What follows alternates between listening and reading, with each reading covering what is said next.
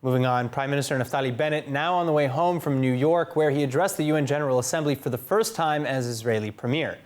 Additionally, Bennett meeting with UN Secretary General Antonio Guterres, U.S. Ambassador to the UN Linda Thomas-Greenfield, American Jewish community leaders, and foreign ministry officials from Bahrain as well as the United Arab Emirates.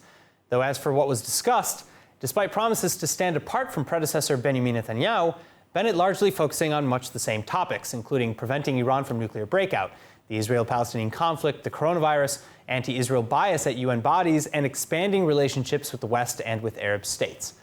Here with the analysis, former Israeli ambassador to the U.S., Dani Ayalon. Ambassador, it's a pleasure to have you back with us. Now, several critics of the speech said that they were largely the same. The Likud, however, is saying that unlike Netanyahu, quote, Bennett gave an empty speech in front of an empty hall and wasted empty platitudes instead of taking advantage of the important international stage. How do you feel about Bennett's first U.N.G.A. address?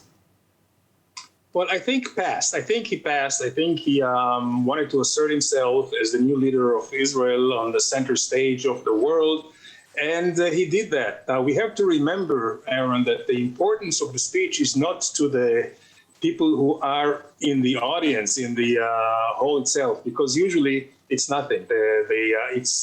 The more important is the broadcast and, of course, and the message.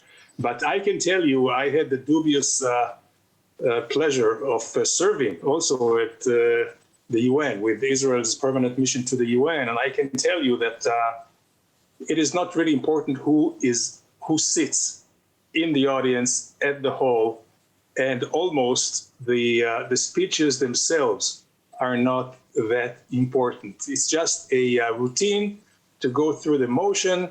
But if you look historically, since the UN was established, 1945, right? Do you remember any major speech, anything that was really a watershed? None.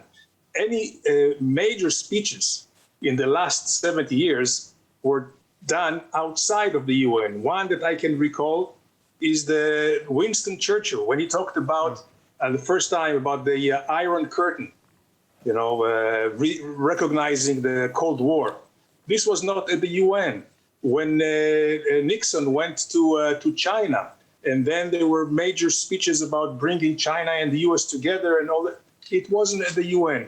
So it's just a matter of routine. I wouldn't take it seriously at all, the accusation that nobody was in the hall. It does not matter whatsoever. Well, so what do you feel maybe were some of the standout moments, if there were any, from the speech? Did he make any surprising or previously unconsidered points?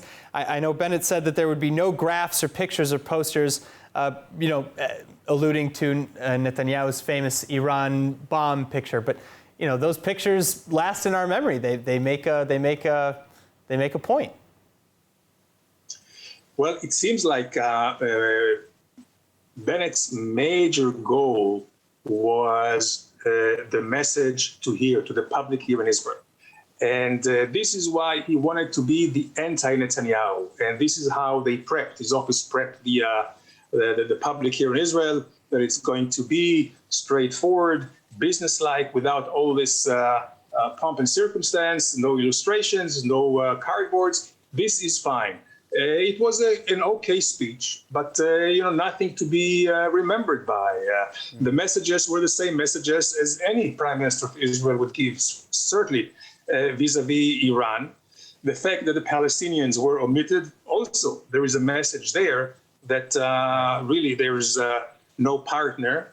And the other messages that he had was basically here about the corona was more towards the Israelis and the Ministry of Health professionals than anyone else. One thing that is important, and this is maybe the major difference between Bennett's speech and Netanyahu, is that he went along very well with his promise to Biden not to take any or any disagreements that we have vis-a-vis Iran to the public arena. And I think this should be very much respected and appreciated in Washington, D.C., because pretty much we may come to a point where a plan B has to be devised, meaning putting another option on the table, a military option. We know that, Aaron, the only time, basically, that Iran voluntarily suspended its illegal nuclear activity was in 2003. And why was that? Because Americans invaded Iraq. They were on the border with Iran. They thought they would be next. They stopped. So it seems to me that this may be the only way out of this situation. Otherwise, this doldrums, this procrastination, but by Iran, it just works to their advantage. So pretty much we will have to make decisions. And I think this was the point of Bennett, where he said that, Israeli tolerance or patience is running out, but without challenging the U.S. or the international community yet. All right. Ambassador Ayalon, thank you so much for joining us. Pleasure.